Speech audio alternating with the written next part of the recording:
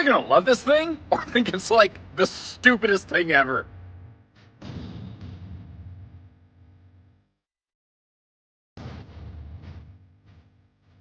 Hey everybody, Josh RV Nerd with Bish's RV here at my Coldwater, Michigan hometown store and the new 17 EV Wolf Den by Cherokee. And this is something that I think you're either gonna be like, yes, finally, simple camping essentials, or you're gonna be like, that is absolutely the worst camper I've ever seen. I don't think we're gonna hear a lot of in between. So what we're looking at here is just a very simplified solo or couples camper. It's all electric. There's no propane on this whatsoever. It is a completely all electric RV. There's not even, a place to put propane bottles on the nose or propane lines run on it. But as a result, what they were able to do is just focus on clean, simple execution to give you all the base essentials features. And it's the kind of camper where you're definitely going to be like cooking outside on a fire pit or something like that. Or I don't know, maybe bringing takeout with you, something like that.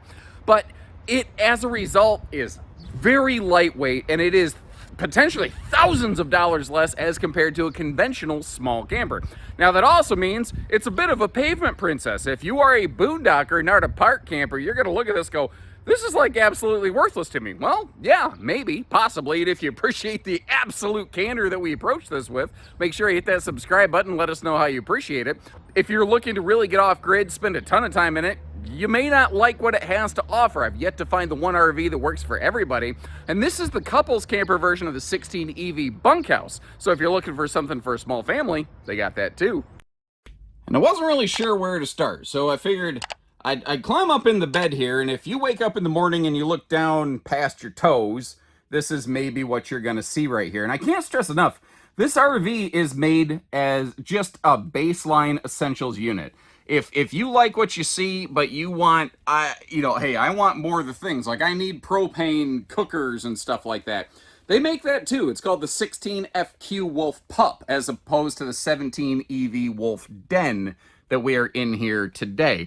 The Den is absolutely the essentials only, I guess you call it almost starter series here from the Cherokee family. It's new for the 24 season, and actually it began with a single floor plan that was a little budget family bunkhouse, and it's kind of grown into some other things since, like the one that we're looking at here today, due to popularity, Now, there's some things about it. It never goes any further than it absolutely has to. Like, it's a non-centralized air. It's a small RV. That's probably fine. They actually do have a pretty decent lighting package in here, but there's 0 light switches. Everything is click the button. But I don't really think that's a big deal. This is a 7.5 foot wide body. Until this year, as of last year, all your little small single axle Cherokee campers, they were a 7 foot wide. So the extra 6 inches in the body, they're still maintaining here in the Wolf Den series just to help open it up a bit. Big campsite, like dining overlook and breeze window here. And if you noticed, across from that in the kitchen, you also have a breeze window. Now, they do include a window in the door, which is actually quite nice. See, that's the thing. It's not like they didn't go super duper cutthroat. They could have peeled that window out of there. They could have left the windows with no tint. They could have done things to get the price tag even lower, but it would have really started to feel cheap. And there's going to be people that look at this and say, well, I still think it's cheap. I get it. I understand why you feel that way. But everything was like done with intention. Like, not everybody loves big boxy Valences and Lambrequins. So they just didn't include that on here, and frankly, I think it looks okay. What's your take on this? Do you like the look of like no valance above your window treatments, the no boxy thing? I personally don't hate it myself, but I could see some folks feeling like it's a corner cut. Ironically, when it comes to their doors, you won't see a corner cut because it's all radiused out essentially. And now there's no strut to hold that open, but the one big door actually does allow you easier access to everything. So I don't know that I'm really mad at that. Now, our front bed area is, we'll say, rather Spartan. It's a little bit bare, certainly. And you're looking at it going, wait a minute, there's no clothing hanging storage. They actually have a pretty good size closet in the bathroom area, interestingly. Now, this is a short queen, but it is 60 inches wide. And if you notice, there's plenty of room at the foot of it. And that's actually one of the things I think is very interesting about this RV, whether they did it on purpose or not. I looked at this and went, wait a minute. This is a true queen capable tiny camper. That is not something you run into every day. I will tell you though, they didn't go to the extent of like boxing in storage under the bed. So if you are looking for like a cat litter box space, you might be looking at that going, hallelujah. If you are looking for enclosed storage, that's not what you're going to get here. You might want to look into picking up some extra totes or something like that. Speaking of which, you see the little cloth dresser storage totes on either side of the bed. They went crazy with those things in this camper. You will find them all over the place. They're in the kitchen, they're in the bathroom, they're obviously up here in the bedroom area. They don't have plugs on both sides of the bed, although they do have households and USBs obviously right there. And other than the window and the door, I'll give them credit. The windows they do have in the kitchen, by the bed, or over the dining, they do open for airflow. So this little thing actually could get some decent cross breeze if you're interested. Now, I really personally love a giant window overlooking a kitchen because it kind of takes me back to visiting my grandparents when I was a kid. Um, Sorry. At the time of this filming, I actually just lost my grandmother, and I haven't made a video since that, and it was that grandmother whose house I visited that had a big giant window overlooking the sink, and that kind of, like, a little bit of realization just kind of hit me and set in there that I wasn't expecting today. So sorry about that. I just kind of needed a minute there. For cooking, though, you got a microwave. And that's it. It doesn't include some kind of portable electric hot plate. It doesn't have a propane cooktop because this RV has no propane. That is a basic, like, college kid dorm fridge electric refrigerator right there. And again, it seems funny. You're like, they don't have a whole lot of door fronts on things. They have a lot of those storage totes because door fronts are actually the most expensive part of including in cabinet storage. Now, what I'm wondering is, anybody who actually has this floor plan in the field, if you could let me know what's back there. I suspect that's a dead empty air pocket, or at least part of it goes back here. There might be some ventilation for like the microwave or fridge or something back there, but I feel like that's a little bit of wasted potential storage space there. I'd be really curious to know what's in that area. So depending on what you're thinking of for cooking, you may want to kind of plan accordingly. Now, the dinette, yeah, could fold down into a little sleeper, but it's a little sleeper. It's like a big dog or a small kid sleeper. I forgot to mention, there is storage below that as well. I just haven't taken the opportunity to crack that open. Speaking of cracking stuff open, let's crack open the bathroom here, which is actually nicely sized. It's incredible how many times I make a video and someone says, it'd be great if they got rid of the bunks and put a big bathroom across the back. Well, that's almost exactly literally what they did here. Now, they have stuck with, I call it the shub, the shower tub wombo combo kind of job right there. It's a little bit of a step up, but it's not the most severe. And I like the shower surround paneling. However, they have not included a skylight above this shower. So if you're a little over 6 foot like me, just understand, you are absolutely ducking in the shower space. There's just no ifs, ands, or buts about it. And there's butts in the bathroom. And up here, oh, I didn't realize that. I'm actually glad I looked up there. There is no power vent fan in this bathroom. I understand that they're going for a price point. My personal 2 cents, and I'm not the authority, keep in mind, I feel that's one step too far. I would personally still want a power vent fan in that bathroom. The good news is because this is a hollow constructed roof, wood truss traditional roofing with batten insulation, and there's 12 volt power right here. You could piggyback off of that and wire up a bathroom vent fan. That's actually not very difficult. Now, the factory won't cover that work. So if you have a dealer do it, make sure their service department's covering any sort of accidents or anything like that. And there's actually really big time storage over here in this bathroom area.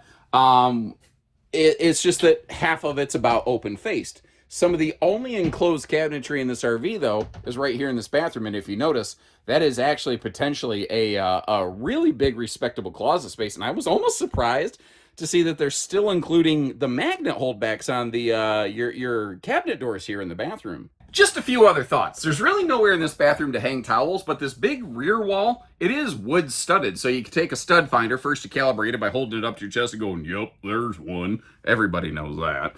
And then you could put like some towel bars or something up there if you were so inclined. That's an easy modification you don't need to get too worked up about. But beyond that, road mode. Because this is a simple, easy, no-slide camper, you could pull in anywhere, just hop in and use the RV. Now, you got to understand, when you're hooked up to your vehicle, between the battery and the power coming off your vehicle, you have 12 volts available. So running lights, well, mostly lights, maybe the awning. Those are about the only 12 volt things in there. Those you'll be fine, but the microwave, the refrigerator, I didn't mention this. The RV doesn't have a traditional furnace. It has only an electric space heating fireplace. It'll roast you out of this box very, very quickly for no bigger than this thing is.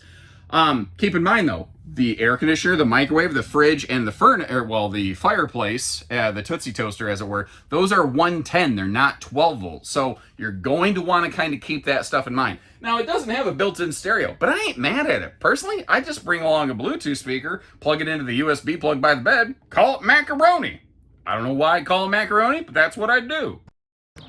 And if you're looking for the complete opposite end of the spectrum of the Pavement Princess, there's always the Timberwolf, mini loft kind of series that we have over there in the background. But that's not what we're talking about today. Looking at the Wolf Den, one of the things, by peeling out a lot of the heavier appliances that are more propane based, they were able to save not only a lot of cost, but a lot of weight off this thing as well. The base dry weight of this RV is just plus or minus about 3,000 pounds. And they maintained all the same build. It's the same 7.5 foot wide body, which is easier to see around. It's the same, heavier axles. So this thing has just under 5,500 GVWR, meaning maximum weight with maximum cargo, which translates into a plus 2,300 pound cargo carrying capacity. That's better than some big trailers and even some fifth wheels that I've seen. So one of the things that I draw from that, with just my experience doing this over the years, RVs with a higher cargo capacity, their structure and their axles and chassis and everything, it's not stressed to the max the entire time. So as a result, they tend to stay out of the shop a little bit more because they're not getting rattle trapped to death. And it looks really weird. But again, this is a no propane RV. It looks like something's missing off the tongue, but it just doesn't have propane tanks. It's got the normal rack there for 1 or 2 batteries, and with the extra tongue space, you could potentially add more depending on how you were planning to camp. It is a manual tongue jack, but it's what they call the Cherokee Quick Jack with a power drill. It's 4 seconds up, 4 seconds down, 8 seconds total. That's enough for a bull ride. That's all it takes to put this one up and down there. Which is, hey, not too bad. And if you don't like that, it could be exchanged for a powered tongue jack here at one of our stores. Now, this baggage door actually leads directly into the RV. It does not have a totally separate outside storage compartment. It's just all one wide open cavity. That does mean that if somebody else has a 751 key, which if you're not familiar, a lot of RVs have the exact same key for their baggage doors. That means that almost anybody could literally just access your RV and climb in through that door. So if security is a concern for you, you may want to change out that lock set. If you appreciate those little pro tips, tap that little subscribe button there.